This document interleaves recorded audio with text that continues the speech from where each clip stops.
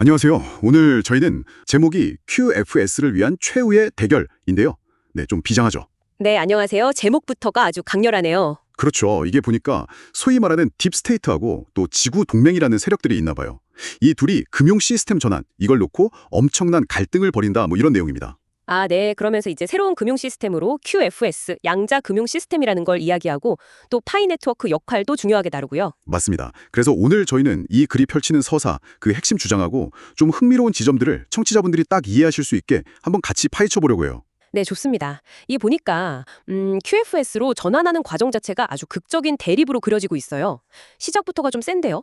미국 재무부, UST 내부에 딥스테이트 사람들이 막 침투해 있어서요.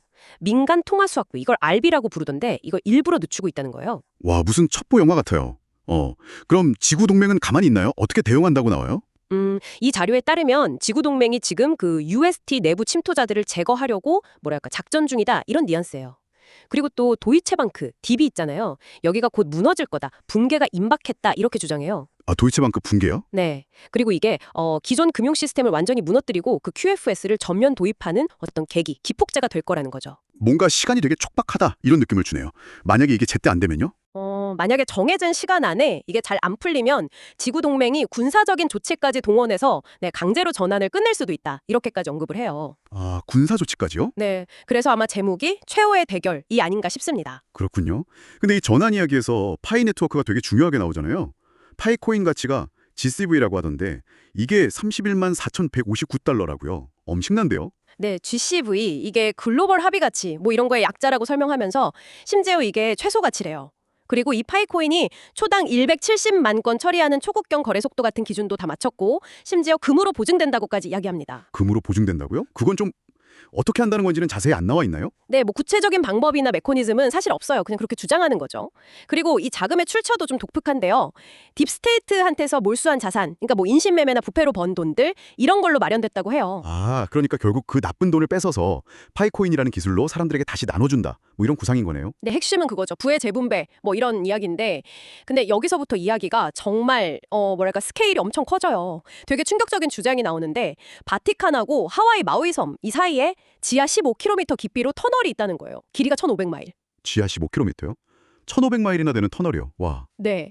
그리고 거기서 자그마치 4경 3천조 달러 상당의 자산을 압수했대요. 4경 3천조 달러요. 이게 정말 감이 안 오는 액수네요. 그 터널 이야기는 그게 다인가요? 아이들하고 여성 수천 명을 구출했다. 뭐 이런 내용도 있고요.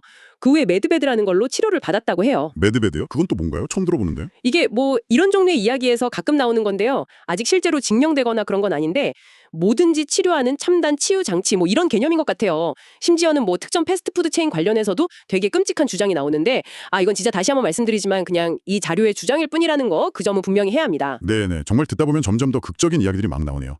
금융 시스템 전환 같은 얘기하다가 갑자기 터널의 구출 작전에 이런 정보들을 접할 때는 진짜 좀 비판적으로 이게 어디서 나온 이야기인지 맥락이 뭔지 잘 따져봐야겠어요. 맞습니다. 그리고 이런 좀 센 이야기들하고 같이 파이 네트워크 자체에 대한 배경 설명도 덧붙여요. 이게 원래 90년대부터 계획됐었는데 9.11 사태 아시죠? 그것 때문에 중단됐다가 지금 다시 진행하는 거다. 뭐 이런 설명이에요. 아하. 그래서 지금 무료로 채굴해라. 뭐 초대 코드 쓰면 더 빨리 캘 수 있다. 이런 식으로 참여를 유도하는 거군요.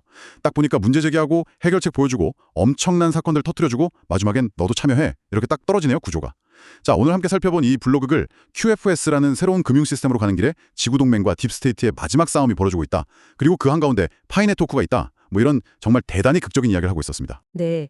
특히 그 딥스테이트의 검은 돈을 빼앗아서 파이코인으로 인류에게 나눠준다는 아이디어. 이게 사실 이 이야기 전체를 끌고 가는 가장 큰 매력 포인트 같아요.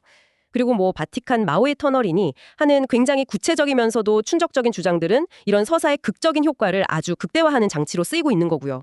사실 이런 주장이 진짜냐 아니냐 이걸 떠나서라도 금융, 기술, 음모론 그리고 어떤 구원서사 같은 것들이 어떻게 이렇게 하나로 딱 뭉쳐서 이런 이야기를 만들어내는지 그 과정 자체를 보는 것도 좀 흥미로운 것 같습니다. 네, 맞아요.